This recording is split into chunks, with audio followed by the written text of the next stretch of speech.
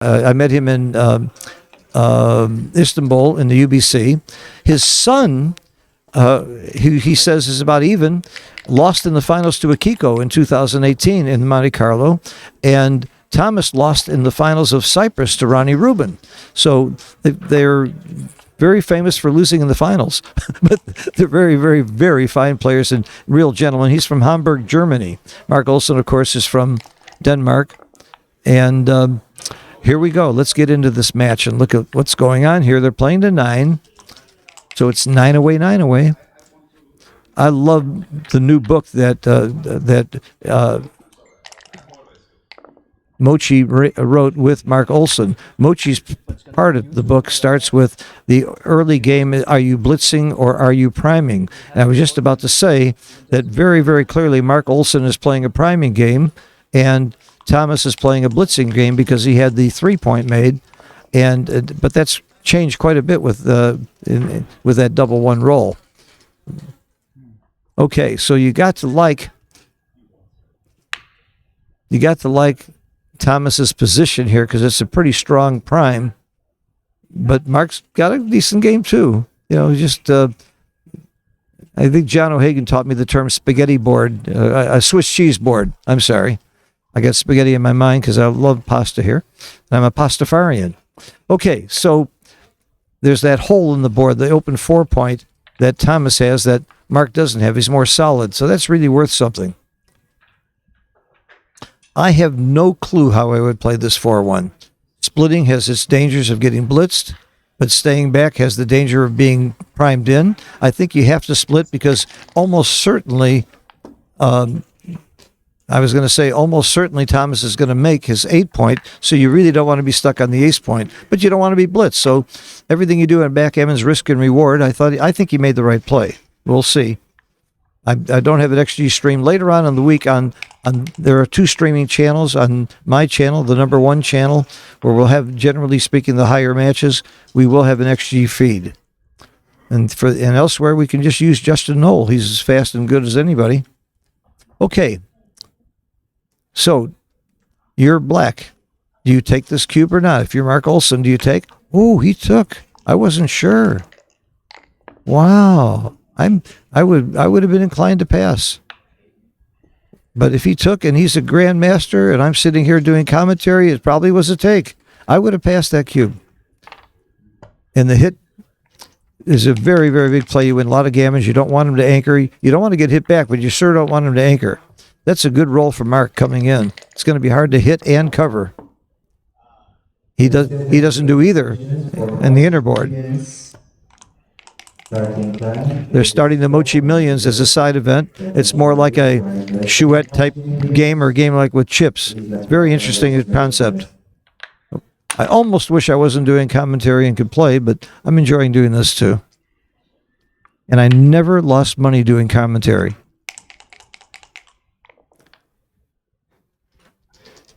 That's the ball game. That was a big, big, bad fan. Double 4s will save his life. We saw it in the last match. Oop, here's a 4. It almost looked like double 4s, a 4-5. If you have trouble reading the dice, let me know. Absolutely have to hit. Don't have that many plays anyway.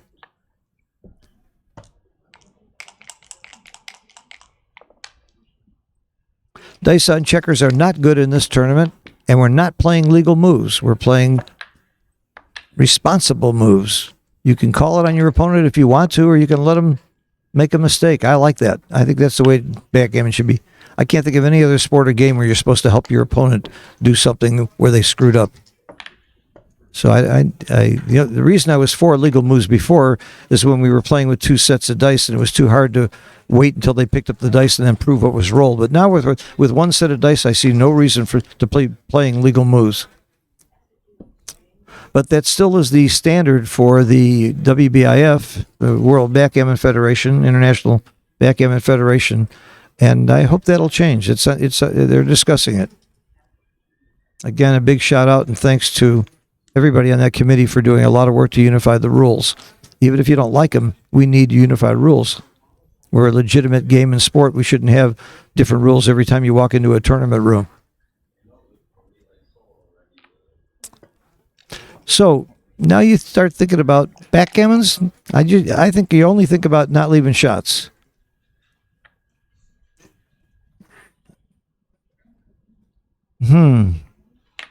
It was really tempting for me to come off the 5-point there and just say, let him come in. I got gammons anyway. Why should I fool around? Now you clearly take 2 checkers off the 4. You clearly take 2 checkers off the 4, and he clearly did. Okay. I got one right. You just don't want to make any, you just don't leave a shot and you win a gammon. That's it. Now he's happy he left it even, but he's got to, Mark would love to dance with one roll. Oh, he danced. Now, if he doesn't roll a 1 here, or doubles, oh, he rolled the 1. That's the kiss of death to Mark. Oh, now we're looking at possible backgammon territory. Backgammon is a triple game. If you get all your checkers off and your opponent still is on the bar or in your inner board, you win triple. And look at that. 2-1. Oh, my God. Oh, and a shot. First, it was a horrible thing to happen. Now he gets a shot. Oh. Uh-oh. Unless there's doubles, he's going to get backgammon. Watch this. He has to roll doubles here or he loses 6 points. Look at that. Oh, my God. What a game. Did I say it was a pass? Did you hear me say pass? Did anybody run that? Anybody who's on the stream can tell me? I'm sure I must be wrong because you had a grandmaster like Marc and he didn't take that long to take it. I would have passed it like a rock. And hindsight is always right, 100% of the time. Okay, it's 6-0. Before every game, start thinking about how your strategy changes. I learned this again. I mentioned this from Joe Sylvester. If I'm losing 6-0, I'm playing gammon go. And if I'm winning 6-0, I'm playing gammon save. What does that mean? If you're losing, you play more aggressively to try and win gammons. If you're winning, you basically just want to win or lose 1 point at a time and just let the clock run out, sort of thing like in football.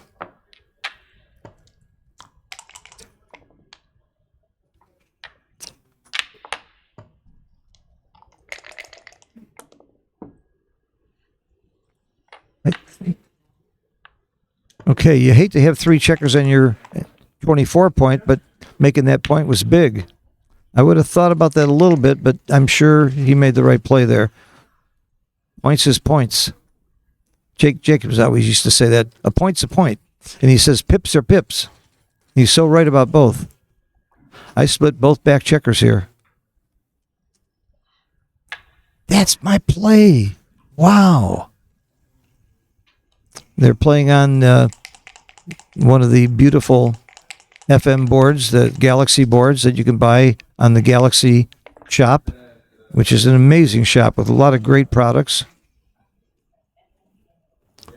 They don't sell my baffle box, but they have a nice baffle box. You don't have to use mine. I wish you would use a baffle box, though. I love them. But that's another story. I digress. He needs the hit here. He needs the 5. He got it. Not only did he get a 5, he got an anchor. The 20 point. When you're holding your opponent's 5 point, it's called the golden point. It's worth gold. Okay.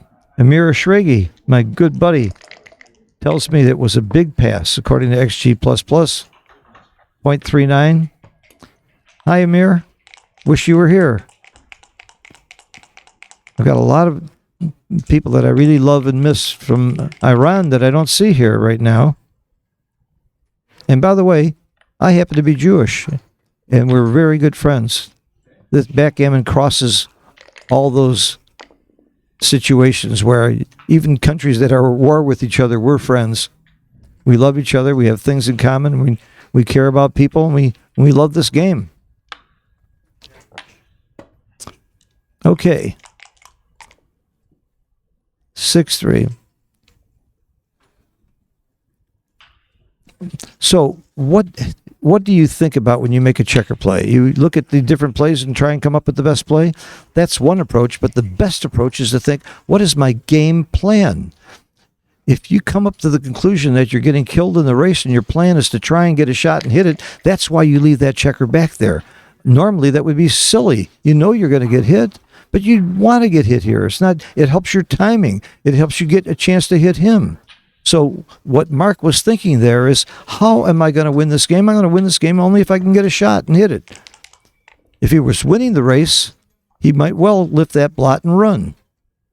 So that's one of the big differences between a really expert player and a beginner, and even some intermediates.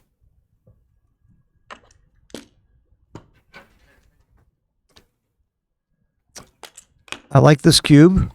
It's aggressive, and it should be. Now, how many people winning 6-0 are giving cubes at all? I've seen there are two things you can be sure of. Most people, when they're ahead, are way too conservative, and most people, when they're behind, are way too liberal. It's just across the board, except for really top players. The word too, whether you're too liberal or too conservative, they're both bad. So you got to get rid of the two and do it what's just right. I love that cube, and I love that take.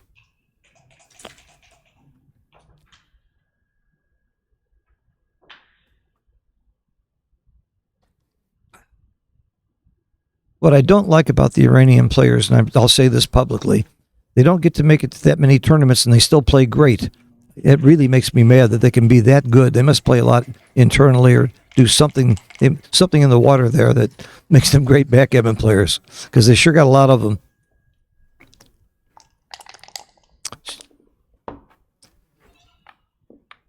That's a very nice roll to get out.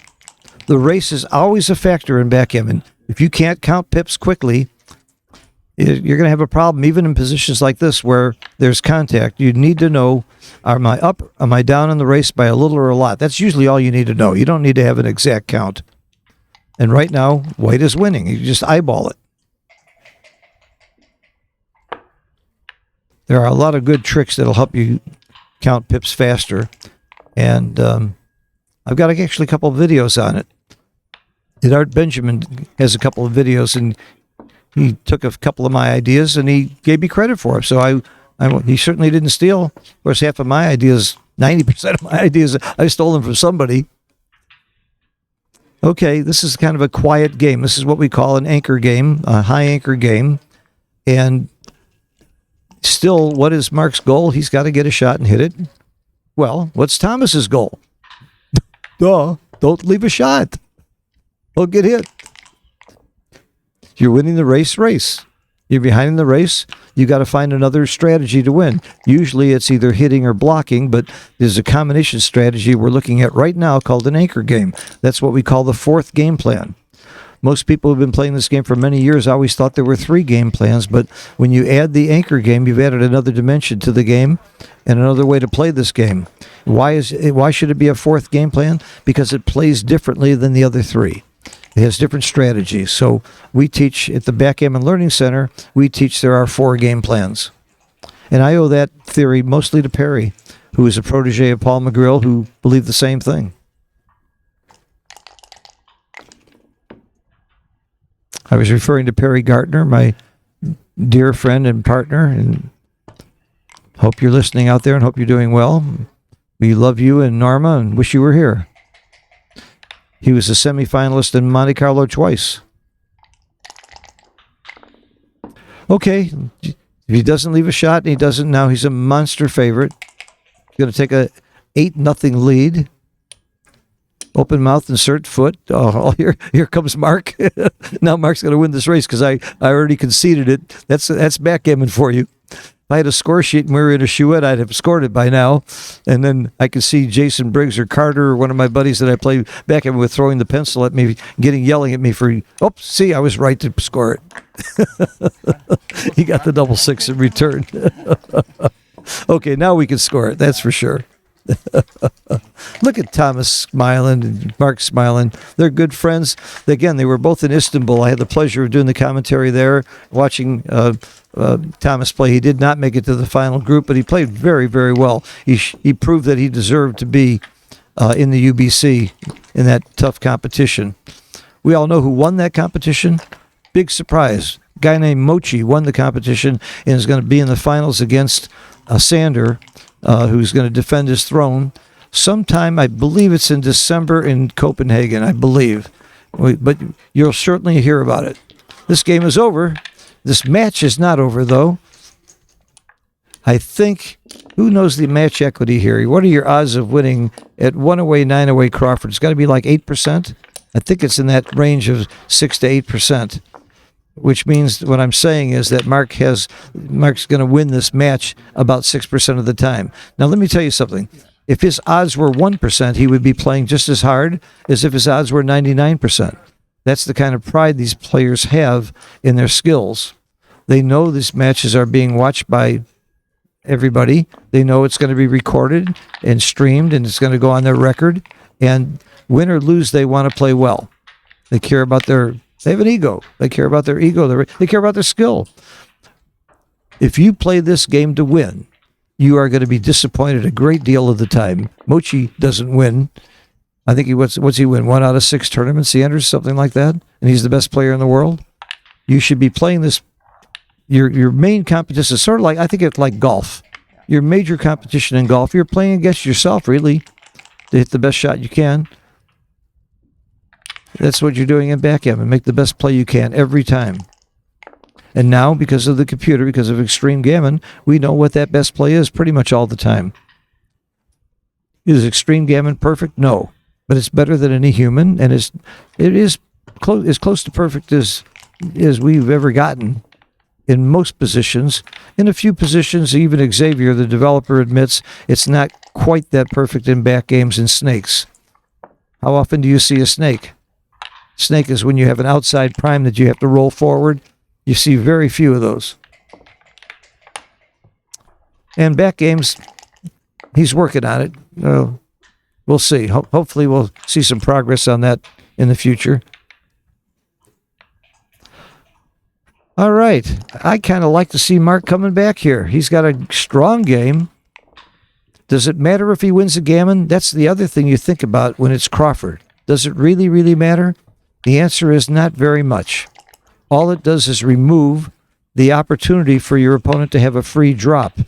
Now, in this case, it's actually he might have several free drops because he might have 3 or 4 opportunities to do a free drop. So maybe it's worth a little bit more. But normally, if it's only taking away the free drop, that means the gammon value is only about 0.024, about 2.5%. So you play this game not caring about winning a gammon. You only want to win. Do you hit here? You see, if I cared about gammons, I would hit there. Absolutely. If gammons mattered, I a 4-point board against none, I wouldn't want him to advance.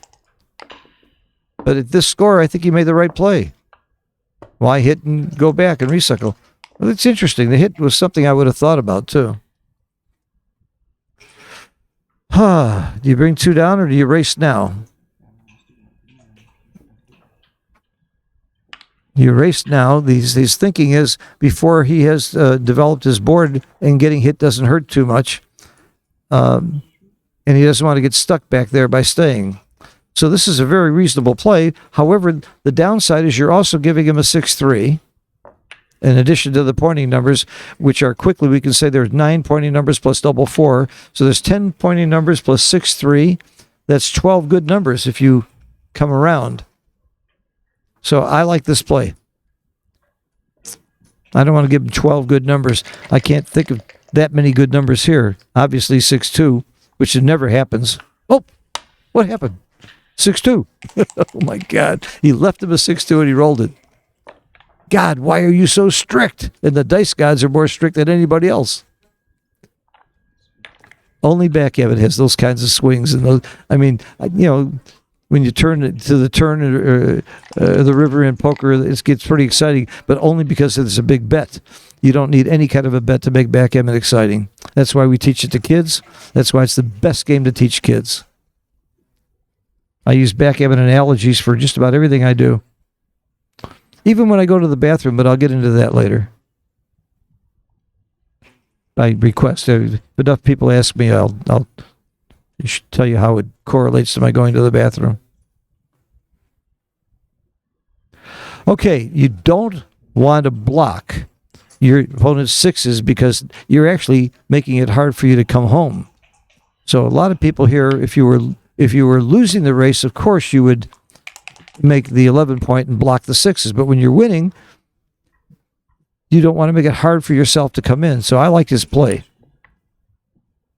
I think I would have come out there with a 6. Why didn't he?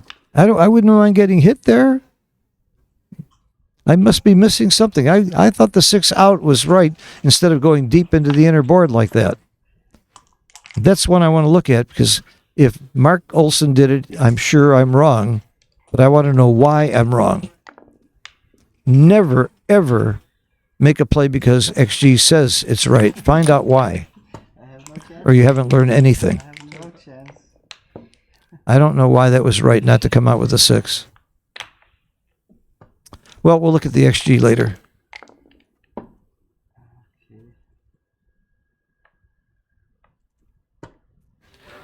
Well, we know who's winning this race. So Marc is going to have to get very, very lucky and get a shot and hit it and still have a board, which doesn't look very likely. Or he's going to have to hope for doubles. He's got to get those double 6s or double 5s pretty soon. Now he can afford to run with 1 without much fear of getting hit because of that blot. I would still run with 1, even with a small roll like that. So he's thinking about it. I guess he's only wasting 4 pips this way, but I wouldn't have wasted those 4 pips. I'd come out. Okay. Guess he's right. And it didn't really matter with that roll. You're still going to run with 1. You only get a shot here with double 6 or double 5. So that's a real incentive to go and not waste pips and not get picked and passed with like a 1-4, 1-3. Not to mention double 1s. So he's thinking about going with both and just praying to win the race. What are the odds of getting a shot and hitting it from here? Look, you got to roll double 6 or double 5. That's 2 out of 36. It's about 5.5%. Then he's got to hit it, which is around 30%. This is how you figure it. So it's about 1.5% odds that he will get and hit a shot on the next roll. And then he doesn't win because the 6 points open. 30% of the time his opponent comes in immediately. And even if he doesn't come in immediately, maybe even on the second or third roll, he can come in and still win. So I think you run. Those are all the things that are going through Marc's head. I'm sure he's not thinking about what's for dinner. He's thinking about whether he should run or not, and that's how I would make my decision. It's very slim odds to win the race, but it's even slimmer to get a shot.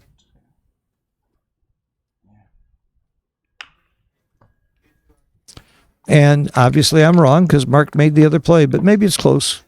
We'll see.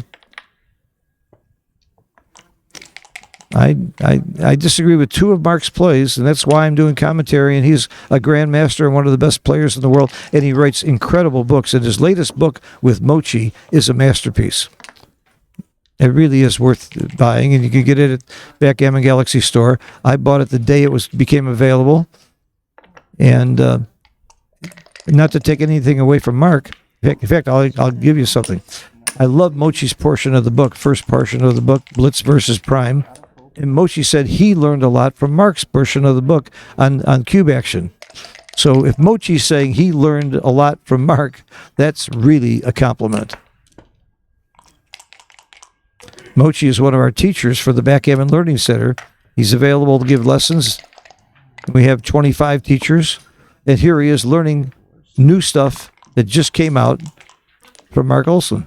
And Marc's a brilliant teacher as well and does teaching as well.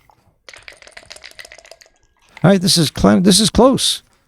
And this kind of justifies my argument that he should have run to begin with and not wasted any pips. But you can't go by hindsight in backgammon. You'll go nuts if you do that. You got to play the odds. Oh, that's the match. Match over. Very nice. Well played by both, I'm sure. Better luck for you. Shake hands. Look how they're laughing. They're happy. They're having fun. This is not next week's tournament where it's the whole world championship involved. This is a pre-tournament warm-up, and that was Consolation. So, by the way, they'd be the same way in the finals. If they were in the finals of Monte Carlo of the world championship and it was for the world championship, they'd be just as smiley, happy, and shaking hands. that's the kind of sportsmanship we're seeing in backgammon. For as long as I've been in it, there's only been one or two jerks, and it was very, very rare. That's what I love about this game. Now, by the way, I'm a life master in bridge. I can't tell you how many jerks I know from bridge and chess and many other games. Backgammon is really full of wonderful, wonderful people, and it's just such a privilege to be part of this community.